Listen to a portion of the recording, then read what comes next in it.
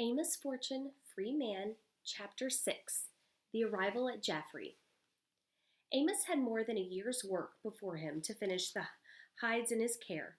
Once they were delivered and paid for, he would have in hand a sum sufficient to tide him over the intervening time between the end of his tanning operations in Woburn and the start of them again in Jaffrey. He would need to have a little extra, he realized. Unless he could be paid in advance, he would have no money coming to him for 6 months at least, since tanning was so slow a process.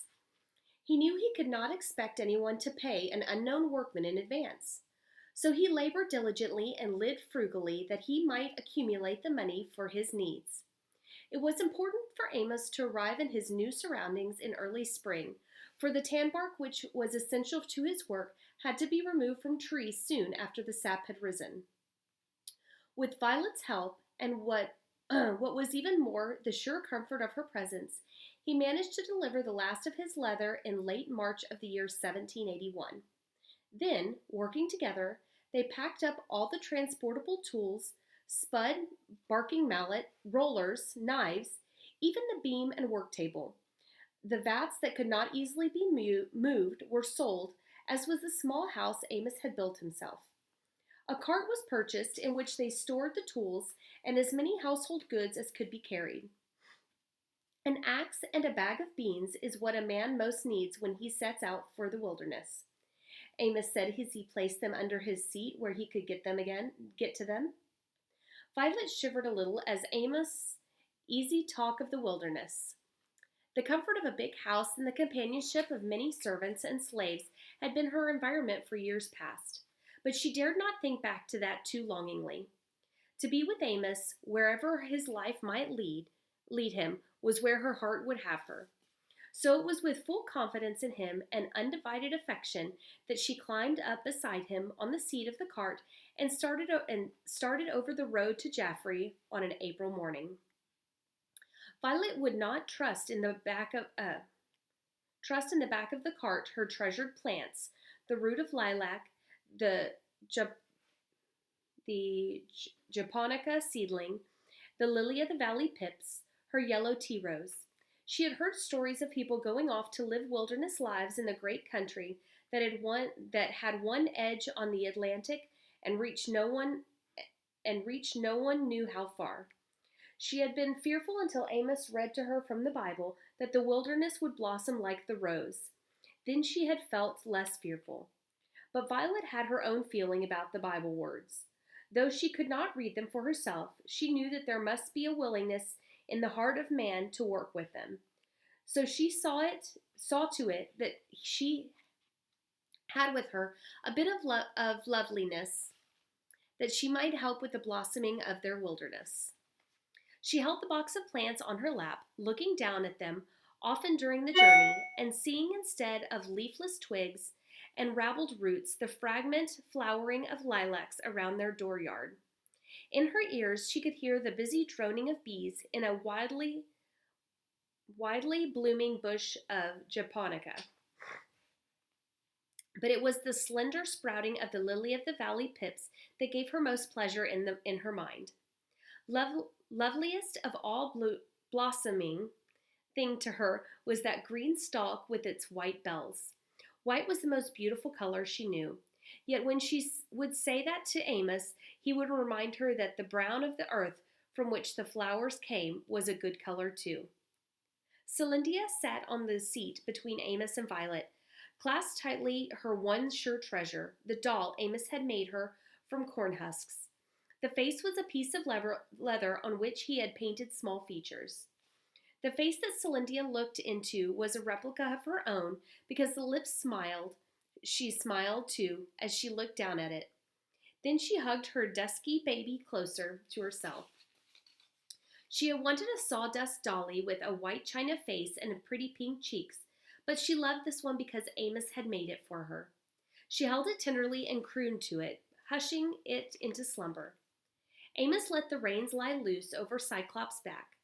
The old horse had a long way to go and the load was heavy. Amos would not urge him to more than a walk, and on the hills he and Violet would get out and walk beside the cart.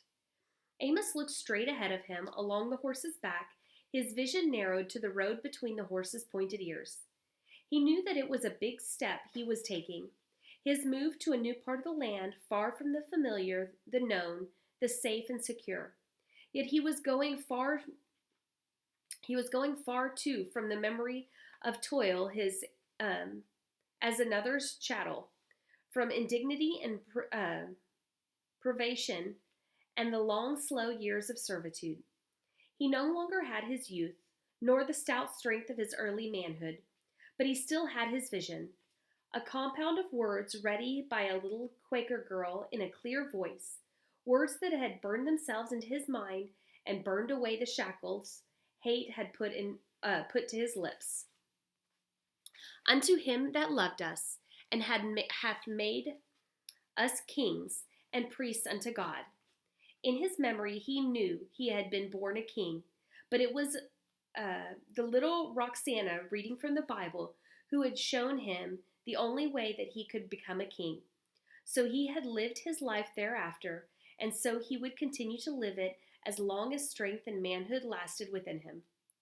On the morning of the 5th day, they came up the hill to Jaffrey. At the top, Cyclops came to a stop of his own accord, as if he had known they had come to the end of their journey.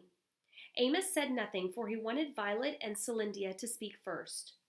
"What's that?" Celindia asked, pointing ahead to the mountain that seemed to lie like a great wall across their path. "It looks like a long, long hill to heaven. We've all got to climb before we die," Violet said quietly. "They call it Monadnock Mountain," Amos answered. "Beautiful for situation, the joy of the whole earth." While Amos and Violet kept their gaze on the mountain, Celindia looked around her. Her eyes took in the frame meeting house and the row of dwellings near it. She saw that one road wandered down the hill again, and that there were other roads leading to houses and farms. She heard voices coming from some of the near houses, and she could see blue smoke curling from the chimneys. The thought of other people cooking their dinners made her feel hungry. "I want my dinner," she said dolefully. "Where is the big folks' house where we're going to live?" Violet put her arm around the little girl. "We aren't going to live in any big folks' house anymore, my child. Don't you remember? I told you Amos was going to build us a house of our own." "Where?" "Over yonder," Amos replied. "Someplace where we can get a piece of land with a flow of water through it." Celindia sighed. "It's going to be a long time before we have anything to eat then." Amos reached into the back of the wagon and brought out the box of food they had prepared. They had been partaking of ever since they left Woburn. The bread was stale and the cheese was hard, but he divided what remained. Then he went to the watering trough and filled 2 leather buckets, one for them and one for Cyclops. They ate their meal quietly, and soon after, Celindia put her head on her mother's lap and went to sleep. Amos looked over his shoulder at the sun. Past noon now, and they were at the end of their pilgrimage. But it would not be the end, he reminded himself, until he had a shelter for his family, not only for this night, but for all the nights to come. As he looked around him, he thought that there must be a piece of land that such as he could buy in this smiling township under the shadow of the near mountain, a place where he might stake a claim to honest work. Amos got down from the cart. In a soft voice, so he would not wake the child, he told Violet that he would be back soon. The arrival of the Negro family at the common had not gone unnoticed. The constable, having his dinner in one of the houses that faced the common, saw them and decided to keep an eye on them. He had thought they were merely giving the horse a rest before going on their way to some settlement. But when an hour later they were still there, he decided to investigate. A cart piled high with the miscellania of housekeeping could mean only one thing for a township, and he thought it best to do his duty and give the usual warning. He started across the common at the time that Amos was leaving his family, and they met a short distance from the cart. Amos bowed respectfully, as he had long ago been taught to do in the presence of any white man, but neither years, suffering, nor hard work could bow the proud carriage of his head. The constable acknowledged the greeting, though he could have wished that, being a short man himself, he had not had to look up at the Negro. Before Amos had time to ask if there was a piece of land he could buy for his work and his home, the constable spoke up. I'm only doing my duty when I tell you you'd be best gone from this town. Amos smiled. He knew the formality of the warning and the reason for it. Mr. Constable, he said, I'm looking for a tanner, and I'll be on my way soon enough if you'll give me the name of a good one hereabouts. The constable glanced at him shrewdly. Got some hides on that cart of yours along with everything else? Amos grinned. Horsehide, maybe. The constable thought for a moment. There isn't a tanner nearer than Keene, and he isn't what you'd call a good one. Then it might be a fine thing for this town if a tanner settled here, Amos suggested. It might be a fine thing for a tanner, the constable responded. Then he looked at the Negro more sharply. The leather breeches the man was wearing might have been worn by gentry, and he carried a pouch that was a pretty piece of tooling. However, no matter what the man's trade, the constable knew his duty would be undone if he did not endeavor to send him away. I'm telling you once and for all that we don't want you here, whatever your business, the constable said. Now get on your way, all of you. The next town in the direction you're going is Marlborough. He didn't care what the family of blacks did, whether they stayed or went.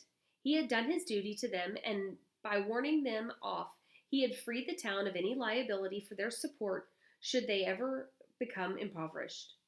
Amos put his hands to his head in a deferential gesture. Thank you kindly, Mr. Constable, but I've a mind to make my home here. How old are you? 71. How long in this country? I came when I was 15. How long free? The last 12 years.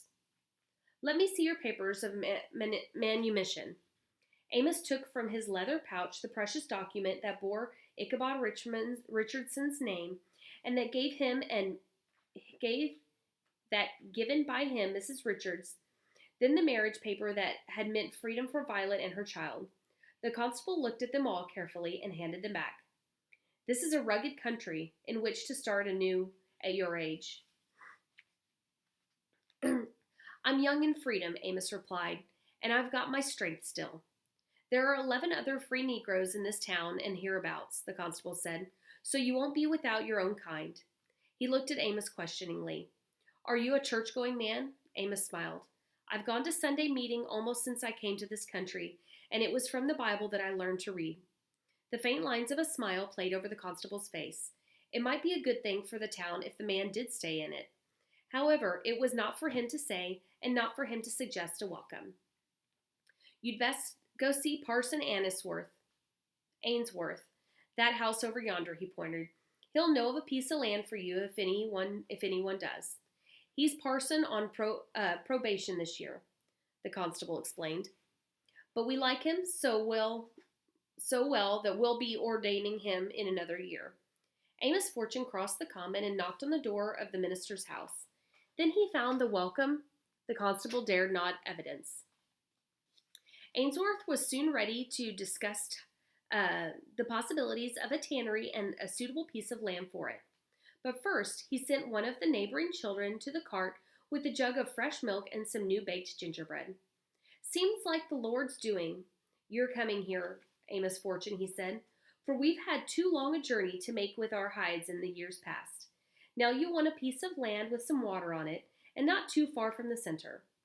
I won't need much land, sir, Amos replied. An acre will do for the start, and the brook needn't be much, just so long as it doesn't go dry.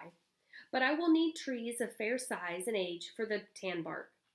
Suddenly Ainsworth slapped his thigh with his one good arm. I've a piece of my own land for you. It's down the hill towards the mountain, lying west of the common. It's rough and uncleared, but there's a free-flowing brook, and you'll be within easy reach of all who want you.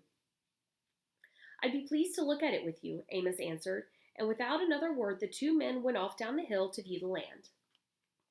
Violet, from the cart, watched them go. After she could see them no longer, she looked down at Celindia, playing in the grass with the little boy who had brought the milk and gingerbread. Why is your face so dirty? The little boy was asking. Because we've been far traveling, Celindia answered. Don't you let anyone scrub it off, the boy said, And someday I'm going far traveling too, so I can have a face like yours. An hour later, when Violet saw the two men come up over the brow of the hill, she knew by their smiling faces that whatever had decided upon was pleasing to them both. The minister went toward his house, and Amos returned to the cart, lifting Celindia up to the seat before he got in himself. As they drove over the hill to the rough land by the tumbling brook, Amos told them what had taken place between himself and Parson Ainsworth. He won't sell the land to me, Amos said, but he wants me to use it as long as I like.